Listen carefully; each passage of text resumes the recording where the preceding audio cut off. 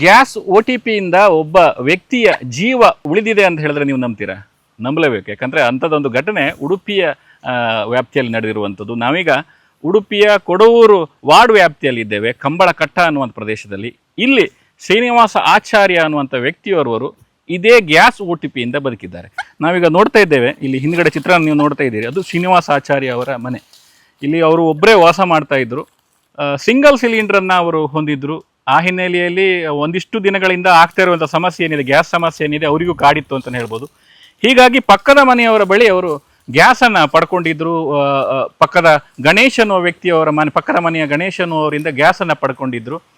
ಈ ಸಂದರ್ಭದಲ್ಲಿ ಏನಾಗ್ತದೆ ಅಂತ ಹೇಳಿದ್ರೆ, ಈ ಒಬ್ಬಂಟಿಯಾಗಿ ಇದ್ದಂಥ ಶ್ರೀನಿವಾಸ ಆಚಾರ್ಯ ಅವರು ಎಲ್ಲ ಕೆಲಸಗಳು ತಾವೇ ಮಾಡ್ಕೊಳ್ಬೇಕಾದ ಪರಿಸ್ಥಿತಿ ಇತ್ತು. ಇಲ್ಲಿ ಸಹಾಯಕರಾಗಲಿ ಅಥವಾ ಮನೆಯ ಉಳಿದ ಸದಸ್ಯರು ಯಾರು ಅವರಿಗೆ ಇಲ್ಲದ ಕಾರಣ ಅವರೇ ಎಲ್ಲವನ್ನ ಮಾಡ್ಕೊಳ್ಬೇಕಾದ ಪರಿಸ್ಥಿತಿ ಇತ್ತು. ಹೀಗಾಗಿ ಇಲ್ಲಿ ಬಾವಿಯ ನೀರನ್ನು ಅಂದರೆ ದೈನಂದಿನ ಬಳಕೆಗೆ ನೀರನ್ನು ಅವಲಂಬಿಸಿರುವುದು ಇಲ್ಲಿರುವಂಥ ಬಾವಿಯನ್ನೇ ಅವಲಂಬಿಸಿರ್ತಾರೆ.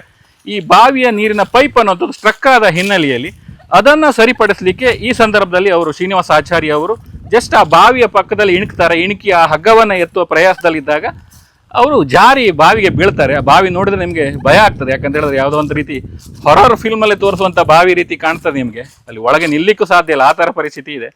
ಆ ಬಾವಿಯೊಳಗೆ ಬೀಳ್ತಾರೆ. ಬಿದ್ದವರ ರಕ್ಷಣೆಗೆ ಕೂಗಿದ್ರು. ಇಲ್ಲಿ ಯಾರಿಗೂ ಅಕ್ಕಪಕ್ಕದ ಮನೆಯವ್ರಿಗೆ ಯಾರಿಗೂ ಕೇಳುವುದಿಲ್ಲ. ಯಾಕಂದರೆ ಇಲ್ಲಿ ಅಕ್ಕಪಕ್ಕದ ಹತ್ತಿರದಲ್ಲಿ ಯಾವುದು ಮನೆಗಳು ಕೂಡ ಅತ್ಯಂತ ಹತ್ತಿರದಲ್ಲಿ ಯಾವುದೂ ಇಲ್ಲ, ಬಹಳ ದೂರದಲ್ಲಿದೆ. ಹಾಗಾಗಿ 3 ದಿನಗಳ ಕಾಲ, ಅಂದರೆ ಒಟ್ಟು 3 ದಿನಗಳ ಕಾಲ ಈ ಬಾವಿಯಲ್ಲಿ ಆ ಪೈಪನ್ನು ಹಿಡ್ಕೊಂಡು, ಆ ಪೈಪಿನ ಹಗ್ಗ ಏನಿದೆ ಅದನ್ನು ಹಿಡ್ಕೊಂಡು ಇಲ್ಲಿ ದಿನ ಕಳೀತಾರೆ ಅಂತ ಹೇಳ್ಬೋದು.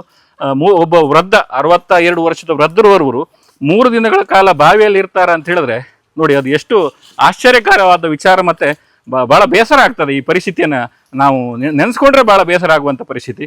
ಆ ಸಂದರ್ಭ ಏನಾಗ್ತದೆ, ಗ್ಯಾಸ್ ಕನೆಕ್ಷನ್ ಅವರು ಈ ಸಿಂಗಲ್ ಸಿಲಿಂಡರ್ ಹೊಂದಿದ್ದ ಶ್ರೀನಿವಾಸಾಚಾರ್ಯ ಅವರಿಗೆ ಗ್ಯಾಸ್ ನೀಡಲಿಕ್ಕೆ ಬರ್ತಾರೆ. ಈ ಗ್ಯಾಸ್ನ ಹೊಸ ರೂಲ್ಸ್ ಏನಿದೆ ಅಂತ ಹೇಳಿದ್ರೆ, OTP ಇಲ್ಲದೆ ಗ್ಯಾಸನ್ನು ನೀಡಬಾರ್ದು ಅನ್ನೋ ರೀತಿಯಲ್ಲಿ ಇರೋದ್ರಿಂದ ಇವರಿಗೆ ಗ್ಯಾಸ್ ಬಂದಿರ್ತಾರೆ. ಶ್ರೀನಿವಾಸ ಆಚಾರ್ಯ ಅವರಿಗೆ ಗ್ಯಾಸ್ ಬಂದಾಗ ಗ್ಯಾಸನ್ನು ಪಡ್ಕೊಳ್ಳಿಕ್ಕೆ OTPಗಾಗಿ ಶ್ರೀನಿವಾಸ ಆಚಾರ್ಯರನ್ನ ಗ್ಯಾಸ್ ಏಜೆನ್ಸಿ ಅವರು ಹುಡುಕ್ತಾರೆ. ಇಲ್ಲಿ ಹುಡುಕಿದಾಗ ಅವರು ಕಾಣುವುದಿಲ್ಲ. ಪಕ್ಕದ ಮನೆಯವರು ವಿಚಾರಿಸಿದಾಗ ಅವರು ಇಲ್ಲ ಅಂತ ಹೇಳಿ ಅವರ ಪರಿಚಯದ ಹುಡುಗರನ್ನು ಇಲ್ಲಿ ಕಳಿಸಿ ಈ ಮನೆಯ ಸುತ್ತಮುತ್ತ ಎಲ್ಲ ಹುಡುಕಾಟ ನಡೆಸುವಾಗ ಬಾವಿಯಲ್ಲಿ ಶ್ರೀನಿವಾಸ ಆಚಾರ್ಯ ಅವರು ಬೊಬ್ಬೆ ಹಾಕ್ತಾ ಇರೋದು ಕಂಡು ಬರ್ತದೆ. ಹೇಗೋ ಅಗ್ನಿಶಾಮಕ ದಳದವರಿಗೆ ತಿಳಿಸಿ ಅವರನ್ನು ರಕ್ಷಣೆ ಮಾಡುವಂಥ ಕೆಲಸ ಆಗ್ತದೆ. ಒಟ್ಟಾರೆಯಾಗಿ ಹೇಳಲಿಕ್ಕೆ ಹೋದರೆ, ಒಂದು ಗ್ಯಾಸ್ OTPಯಿಂದಾಗಿ OTPಯ ಅಗತ್ಯತೆ ಮತ್ತು OTP ಬೇಕು, ಇಲ್ಲಾಂದರೆ ಗ್ಯಾಸ್ ನೀಡುವುದಿಲ್ಲ, ಸಿಲಿಂಡರ್ ನೀಡುವುದಿಲ್ಲ ಅನ್ನುವಂಥ ರೂಲ್ಸ್ನಿಂದಾಗಿ ಓರ್ವ ವೃದ್ಧರ ರಕ್ಷಣೆ ಆಗಿದೆ. ಸದ್ಯ ಅವರು ಅಜ್ಜರಕಾಡು ಆಸ್ಪತ್ರೆಯಲ್ಲಿ ಚಿಕಿತ್ಸೆಯನ್ನು ಪಡ್ಕೊಂಡು ಚೇತರಿಕೆಯನ್ನು ಕಂಡುಕೊಳ್ತಾ ಇದ್ದಾರೆ ಅಂತ ಹೇಳ್ಬೋದು. ಒಟ್ಟಾರೆಯಾಗಿ ಈ ಘಟನೆ ಅನ್ನುವಂಥದ್ದು ಗ್ಯಾಸ್ನ ಒದ್ದಾಟ ಒಂದು ಕಡೆ ಅಥವಾ ಸಮಸ್ಯೆಗಳು ಒಂದು ಕಡೆ ಆದರೂ ಕೂಡ ಆ ಗ್ಯಾಸ್ನ OTPಯಿಂದ ಓರ್ವ ವೃದ್ಧ ಬದುಕಿ ಬಂದಿರುವಂಥ ಘಟನೆ ಉಡುಪಿಯಲ್ಲಿ ನಡೆದಿರುವಂಥದ್ದು. ಉಡುಪಿಯಿಂದ ಅಶ್ವಥಾಚಾರ್ಯ, ನ್ಯೂಸ್ ನೆಕ್ಸ್ಟ್.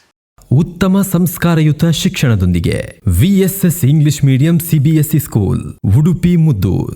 ನರ್ಸರಿಯಿಂದ 10ನೇ ತರಗತಿವರೆಗೆ ಶಿಕ್ಷಣದ ಜೊತೆಗೆ 5ರಿಂದ 10ನೇ ತರಗತಿವರೆಗಿನ ವಿದ್ಯಾರ್ಥಿನಿಯರಿಗೆ ಉತ್ತಮ ಹಾಸ್ಟೆಲ್ ಸೌಲಭ್ಯವೂ ಇದೆ. ನಿಮ್ಮ ಮಕ್ಕಳ ಪ್ರವೇಶಾತಿಗಾಗಿ ಈ ಸಂಖ್ಯೆಗೆ ಕರೆ ಮಾಡಿ.